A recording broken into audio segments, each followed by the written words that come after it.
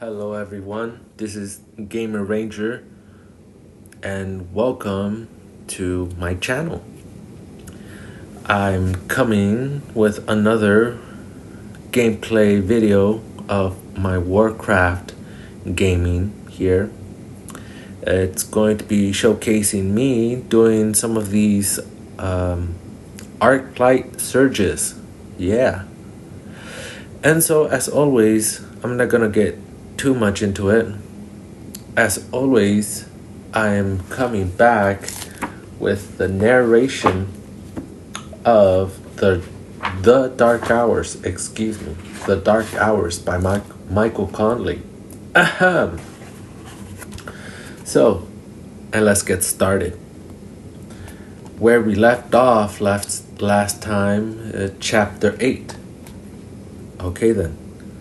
Chapter 8. The Dark Hours by Michael Connelly. Ballard pulled to a stop in front of the house on Woodrow Wilson. She yawned and realized that going home first had probably been a mistake. Changing out of the stiff uniform was a good thing, but then dozing on the couch for an hour had somehow only served to underline her exhaustion. Not knock it down. She could hear music coming from the house as soon as she opened the car door. Something high velocity but more bluesy than she was used to hearing from Harry Bush. And there were vocals. It made her think that maybe someone else was inside listening. She knocked loudly on the door to be heard over the music. It was immediately cut off and then the door opened. It was Bush. "Well," he said, "the prodigal detective." "What?" Ballard said. "What's that supposed to mean?" "Well, I just haven't heard from you in a long time. Thought you forgot about me." "Hey, you were the one who went off to the dark side, working for the defense lawyer. I thought there was no time for me." "Really? Really?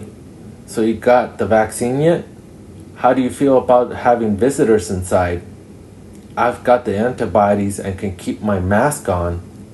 Bush stepped back for her to enter. "You could come in and you could lose the mask. I haven't got the vax yet, but I'll risk it. And for the record, I didn't work for Mickey hollered. "I work for myself." Ballard crossed the threshold, ignoring the comment about Holler and keeping her mask on. "It sounded like you were having a party in here." "I might have had the volume up a bit." The house was unchanged. The galley kitchen was to the right of the entry area as she stepped forward toward the view, passing the dining area into the living room. The sliders were open to the deck and the view of the Kahunga Pass. She pointed to the open doors. "Letting everybody in the canyon hear you beats?" she said. "Nice." "Is that what this is?" Bush asked. "A noise complaint?" She turned and looked at him. "Actually, it's a complaint, but about something else." "Great way to start off the new year. With the LAPD mad at me. Might as well hit me with it." "Not the LAPD so far. Just me. This morning, I drove all the way out to Westchester to the new homicide library they opened out there. You know, where they keep all the murder books from the open cases. They finally put them all in one central place. And I asked for a book from one of your old cases and they told me it was gone. Last checked out by you." Bausch frowned and shook his head. "I read about that place in the paper," he said. "Sponsored by the Amundsen family. But the grand opening was long after I was out of the door at LAPD. I never set foot in that place, let alone check out a book. Ballard nodded like she anticipated his response and had an answer. They moved the archives from the divisions over one at a time, she said. If a book was checked out, they moved the checkout card over so there would be a space on the shelf at Amundsen. The card on your case was from 2014, 3 years after the murder and before you pulled the pin. Bush didn't respond at first, like he was checking facts in his head. The case was 2011? He finally asked. What was the name? Albert Lee, killed with a Walther P-22. You recovered the casing, apparently. But that's about all I know, because you took the damn murder book. I need it back, Harry. Bosch held up his hand like he was trying to stop the accusation. I didn't take the book, okay? He said. When I left, I copied the chronos of every case I still had open. On some, I copied everything, but I never took a book. And with the archives in the division, anybody could have taken that book and put my name on the checkout card. There was no security around the books. We supposedly didn't need it because they were all considered safe. There were police in stations, after all. Ballard folded her arms across her chest, not ready to give in on the point just yet. So, you're saying you might have the chrono, but you don't have the book? Exactly. I kept the chronos in case they ever got cleared, and I got pulled into the court to testify about the initial investigation. I wanted to be able to refresh my memory, that sort of thing. I remember the Albert Lee case. It wasn't the kind of case where I'd even want to steal the book. Ballard shifted her stance and looked back at the dining room table. She saw a 6-inch stack of documents she had not noticed when she had entered. The top page was clearly the front page of an autopsy report. She pointed to it. And what's that? She asked. That looks like a whole book at least. It's parts of about 6 books, Bausch said, but it isn't Lee. Look for yourself if you don't believe me. Why would I lie to you about this, Renee? I don't know, but stealing books is not cool. I agree. That's why I never did it. She walked over to the table and used a hand to spread the stack out over the table so she could see some of the documents. One of the documents had what looked like a surveillance photo attached to it. It showed a man getting into a car in what was clearly the parking lot of an In-N-Out restaurant. There was no time and date stamp, so it wasn't an official stake shot. Who's this? She asked. It's not the Lee case, Bush insisted. It's something else entirely, okay? I'm just asking, who is it? Finbar McShane. Ballard nodded. It explained the stack. Some cases spawn many murder books, especially the unsolved cases. I thought so, she said. Can't let it go, can you? And what, you think I should? Bush asked. He killed a whole family and got away with it. I should let it go? I'm not saying that. I know it's your white whale, Harry. We've talked about it. Okay, then you know. Ballard wanted to switch the conversation back to her case. You said Lee wasn't the kind of case you'd copy a whole book for, she said. What do you mean by that? It didn't get its hook into me, Bausch said. Why not? Well, as you know, or I guess you will come to know, some people are sort of the architects of their own demise. And others, they get hit by the bus. Just in the wrong place at the wrong time, and they did nothing to bring on their faith. They're innocent. Bausch gestured to the pile of documents spread out on his table. And they're the ones who get their hooks in you, he said. Ballard nodded and was silent for a moment, as if giving all those who were innocent her respect. Hooks or no hooks, can you tell me what you remember about Lee? She asked. I've made a ballistic connection to the killing of a man in Hollywood last night. Bausch raised his eyebrows. He was finally intrigued. Last murder of the year, huh? He said. Actually, the first, Ballard said. When the shooting started at midnight, somebody put one in my victim's head. Audio camouflage. Clever. Who's the vict? Harry, you're not the one asking the questions here. Tell me about Lee first. Then we could talk about my case. Maybe. Got it. You want to sit? He gestured toward the table instead of the more comfortable living room. He moved behind it, where his back would be a wall of unkept stacks of books, files, CDs, and LPs, and sat down. Ballard sat across from him. As Bush spoke, he pushed the files Ballard had spread out back into a squared-off pile. Albert Lee, black male, I think he was 34 when he died, maybe 33. He had a good idea. Rappers were becoming stars overnight, making their own tapes, coming right out of the ghetto, and all of that.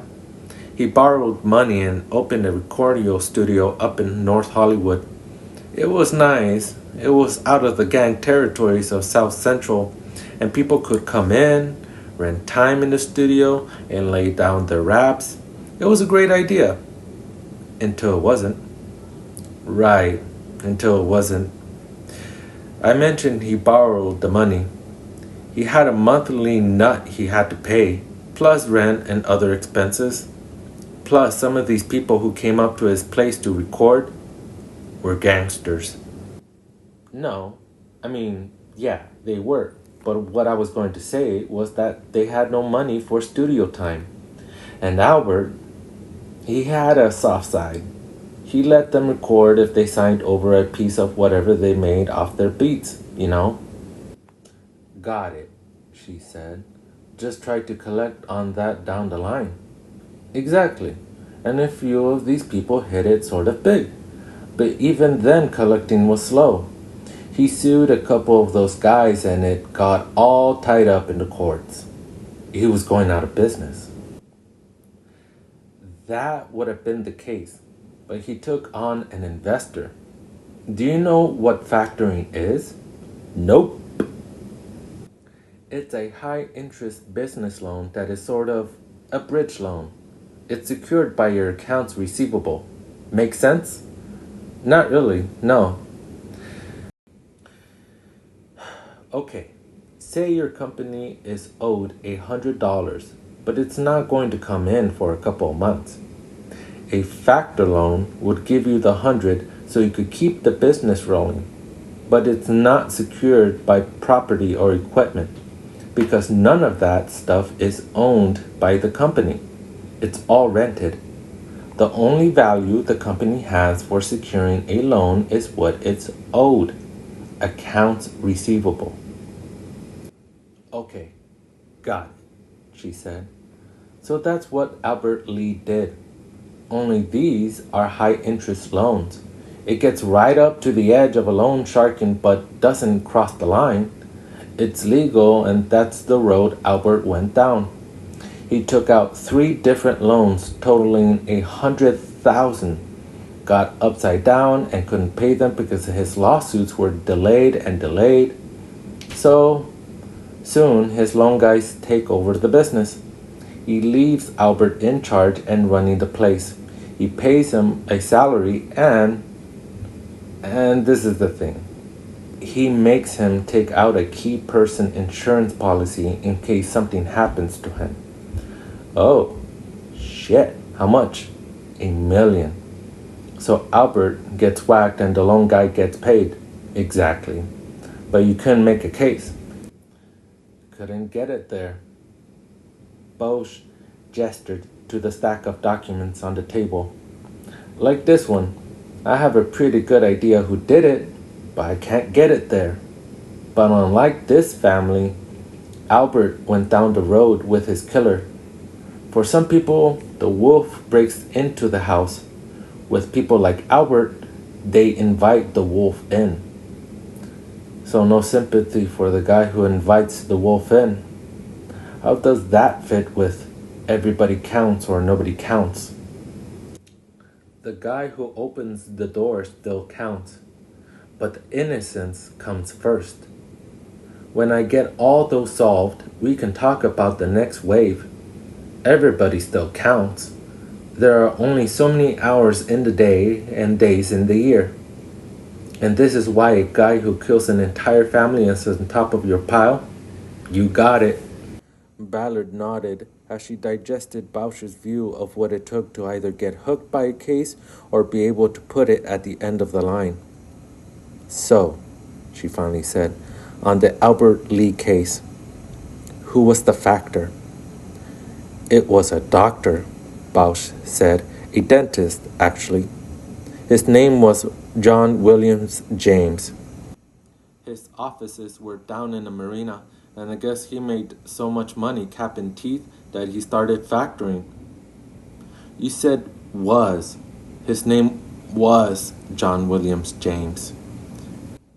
Yeah, that's going to be a problem with your case. John Williams James is dead. A couple of years after Albert Lee got murdered, James got himself whacked as well. He was sitting in his Mercedes in the parking lot outside his office when somebody put a .22 in his head too. Shit. There goes your lead, huh? Maybe.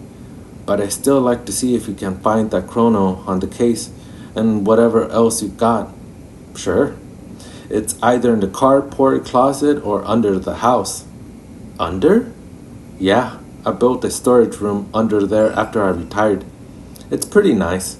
I even have a bench for when I go down and look through cases, which I'm sure you do often. Bausch didn't respond, which she took as confirmation. By the way, Ballard said, how are you doing with everything from the radiation case? She hesitated, saying the word leukemia. I'm still kicking, obviously, Bausch said. I take my pills and that seems to keep it in check. It could come back, but for now, I've got no complaints. Good to hear, Ballard said. So do you mind looking for that chrono now? Sure, I'll be right back. It might take me a few. You want me to put the music back on? That's okay. But I was going to ask, what was that you were playing when I pulled up? It had a groove. Compared to what? Some people say it was the first jazz protest song. Nobody gives us rhyme or reason. Have one doubt, they call it treason. Okay, put it back on. Who is it? Bausch got up and went to the stereo to hit the play button. Then he adjusted the volume down. Originally, Eddie Harris and Les McCain, but this version is John Legend and the Roots.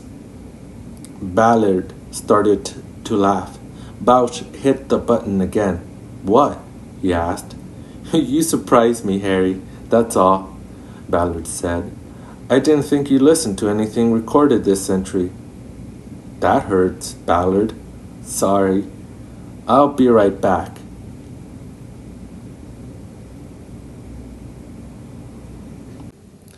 Okay, everyone. Thank you for joining me in the reading of The Dark Hours by Michael Connelly. This is actually a really good book. I wasn't planning on reading this book, or I wasn't even expecting that this book was even going to be that good. I mean, it literally says that it's a bestseller but anyways, you know what I'm talking about. Thank you for joining me. thank you so much for joining. I hope you enjoy. I hope that you'll see me once again and that you keep coming. Or if not, whatever. Anyways, I hope you guys like, share, and subscribe, and that you're having a great day or a great night or whatever. And if you aren't, you will. Don't think negative, think positive, those kind of things, you know? Yeah.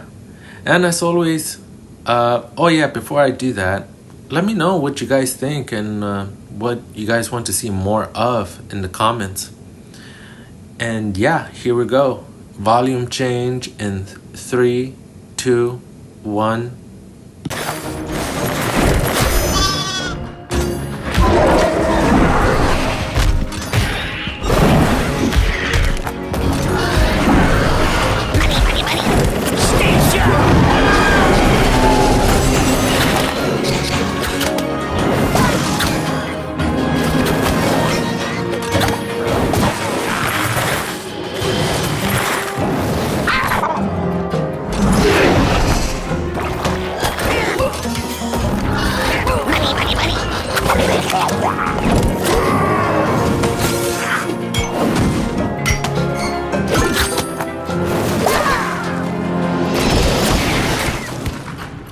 Stay sharp!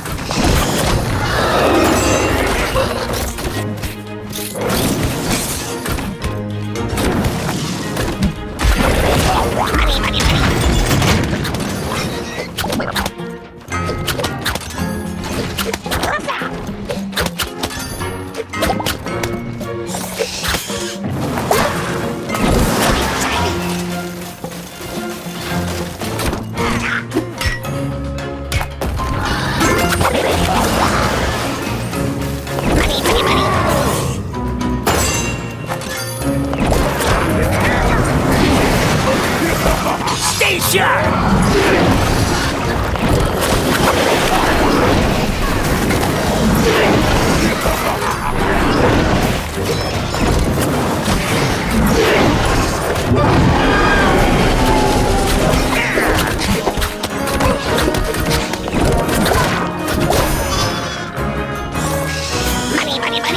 Stay sharp!